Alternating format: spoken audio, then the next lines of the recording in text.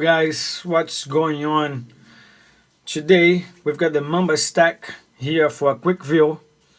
Now I know there are a lot of MAMBA stack videos on YouTube already, and this what is not new, has been released for a while. The last time I checked, it had about 600 reviews on Banggood. So this is a hot item, it's been selling a lot. It's out of stock, currently out of stock. It's on pre-order. So I'm just gonna keep this video simple, short, straight. Just gonna quick unbox it, have a look at it, put it in a quad, and see how it flies out of the box. Let's do it. Okay, so let's have a look into what's inside. Right, so it comes in this little cute box. Here's the stack, flight controller, and the 4-in-1 40 amp ESC. This is a F405, and this is the 40 amp ESCs. We're gonna have a look at this in a bit. Just put it on the side first. Okay, so when you get it, you get this little label here, which it's pretty basic. Let's have a look at what's inside here.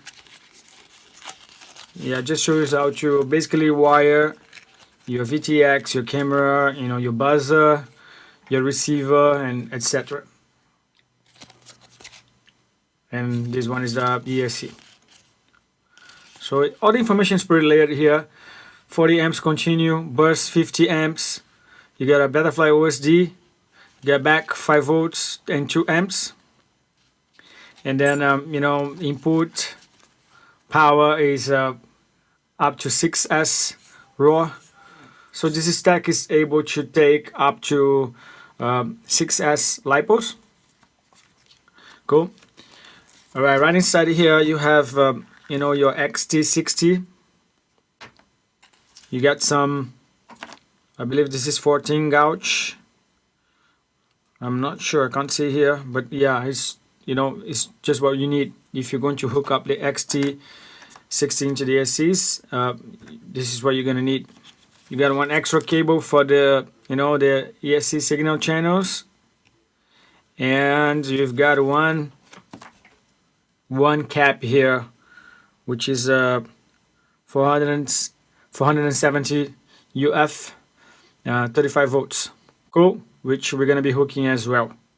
So we got these items together with the stack, and now we're gonna have a look into the stack one by one. All right, so let's have a look into the ESC first. Okay, so we've got here our MOSFETs. It looks actually pretty well built. I hope it performs as good as it looks. You've got your your motor pads here.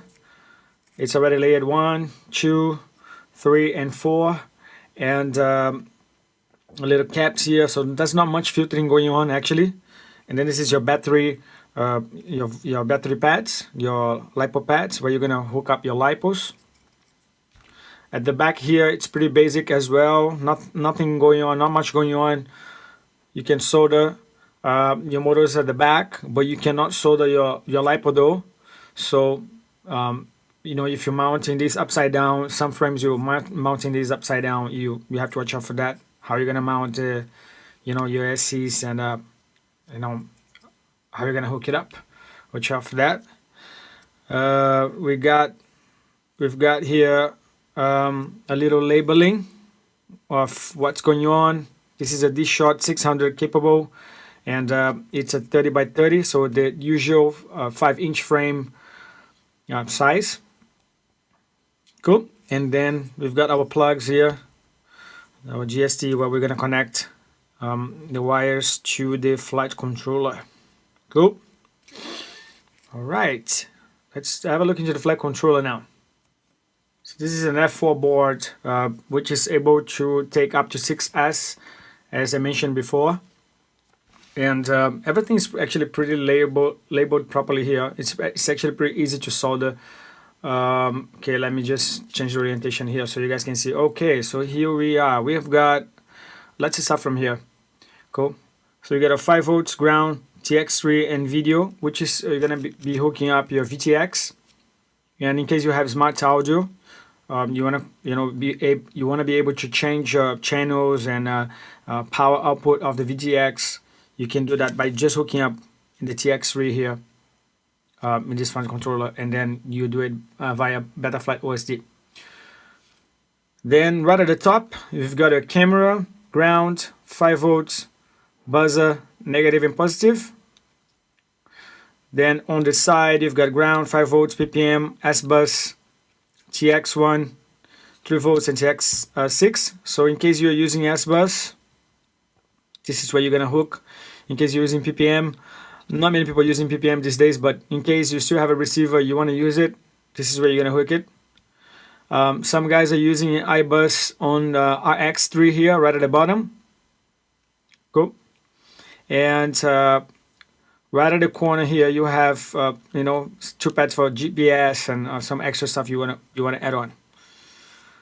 Right at the bottom, this is the battery, VCC and ground. If you're using this cable, connecting straight to the ESC, then you don't need to touch this stuff. Unless you are using other ESCs and a PDB, then this is where you're gonna power up your flash controller. Cool. As I mentioned, at the bottom you've got ground, 5 volts, TX3, RX3, and then another ground, 5 volts, TX6 and RX6 in case you wanna add some extra stuff. And don't forget RX3 for your iBus. And in case you're not using the 4-in-1 ESCs that comes in the stack, or something happened, you crash, you burnt, and you want to use your own ESCs, you can actually solder at the back. It's also layered here as 1, 2, 3, and 4, which is the signal channels for the ESCs. And I believe that the bottom is the same as at the top. So in case you want to hide the soldering, you want to solder through the back, you can do it. You can do it at the back as well.